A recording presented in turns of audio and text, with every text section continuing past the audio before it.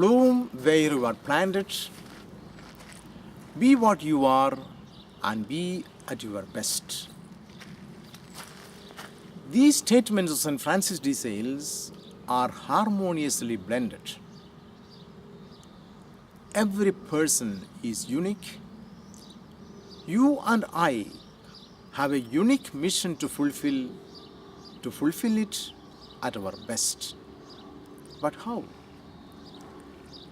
Doing ordinary things with extraordinary love and perfection, we can bring in a lot of difference in our life and in the life of others.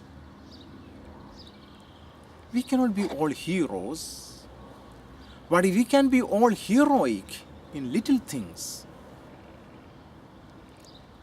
In the cold winter and the hot summer, even in the desert in very dry conditions, I can bloom accepting gracefully my unchangeable predicaments and doing my duties at my best. Some time ago, I paid a visit to a friend. In his room, I read the following caption. The Bible tells us to love our neighbor and to love our enemies too, probably because they are usually one and the same people. Do you think it's so? What are you looking for? Someone who loves you? A steady job? Peace of mind? Meaningful life? Or a strong faith in God? You know the well-known book by Dante Alighieri, The Divine Comedy. There he describes the part called hell. It is written there above at the entrance to the hell, "You all who are entering this place, let go of any hope." Dante knew it. Hell is a place of hopelessness. Let us make some thoughts on hope. We Christians have good reasons for hope and optimism because we believe in Jesus Christ. Belief is a positive approach to life. For Christianity does not announce a sad news, but a glad news. The Bible conveys us the message of hope. A Christian need not be sad at all. But why are many people sad, miserable, and hopeless? Some people have a negative attitude towards life. They are depressed because they keep hearing, seeing, and experiencing bad things. Violence, terror, poverty, war, etc. Many say with resignation, well, there isn't any meaning in life. People are going mad. The world will come soon to an end. Is that true?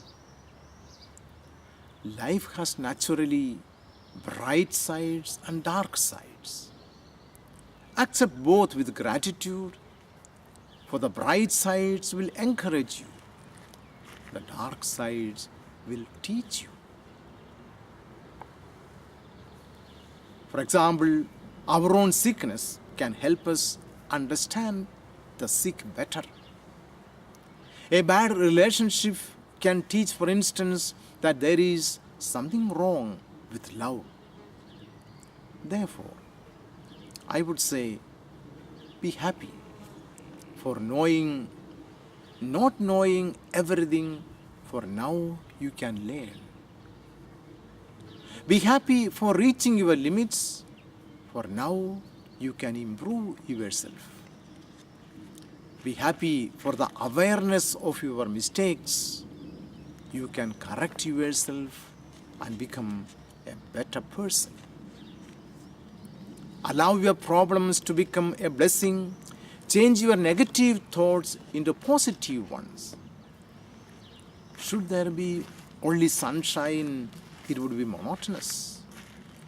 From the shadow sides of life, we learn to appreciate the light. It is said that problems conceal possibilities.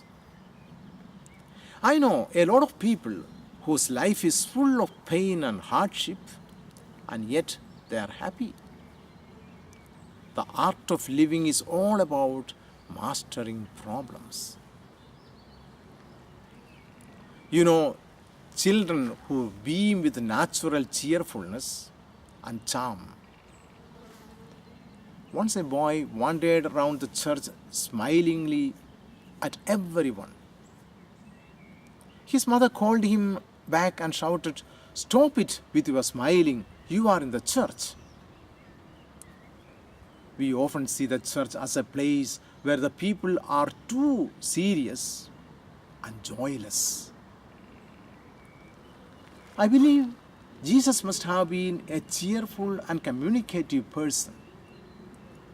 The first miracle he did was at a wedding. He was together with all sorts of people, men, women, and children.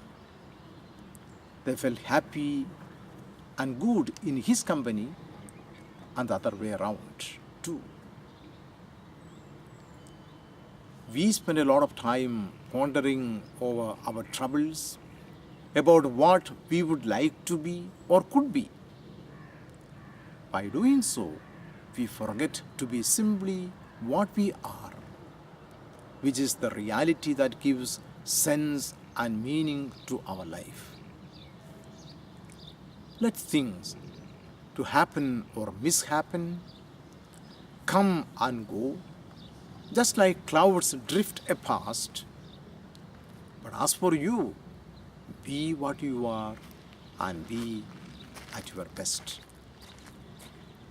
God created human person as he did with the varieties of flowers and plants and has set them in the garden of the universe. To bloom accordingly means to resolutely and open-mindedly lead our life in God. I just remember the Greek philosophers Diogenes and Aristippus. Aristippus lived on a sumptuous food, flattering the king, whilst Diogenes was given only the leftover for his meals. If you knew how to flatter the king, Aristippus said, you wouldn't have to put up with such a poor food. To which Diogenes promptly replied, if you had learned to live on poor food, you won't have to flatter the king. Learning to master over every situation in one's life is the art of living. Only a blossoming person can talk about flowers, enjoy the flowers, and even offer a spiritual bouquet of flower. A blossoming person is optimistic. A change of heart can bring about an abundant harvest. Brothers and sisters, spirituality is a matter of now and here. Everyone grows and flourishes in the garden of God's universe. Everyone in his own capacity and according to his profession and living categories has the ability and possibility to bloom where he is planted. We can bloom even surrounded by weeds, even in adverse situations. We cannot change the people around us. Some are like weeds, right in their midst, you can bloom and flourish. Our circumstances need not determine our happiness. Spirituality is basically love, and love alone induces climate change in our hearts, there where heavenly flowers bloom. bloom where you are planted. It contains an empowering message. It encourages us to accept our situation positively and invites us to think about our situation differently but creatively. Albert Schweitzer, a doctor and a missionary, said, "Prayer does not transform the world, but prayer transforms the people, and the people can transform the world." Now and here is the best time to transform ourselves and the world and induce it to bloom, because in heaven the garden is full of flowers blooming forever. Be happy with what you are and what you have. Appreciate what is going on around you here and now. Give thanks to God for everything. Whatever you are and wherever you are, you can choose to bloom where you are planted. Thank you for your listening. God bless you all.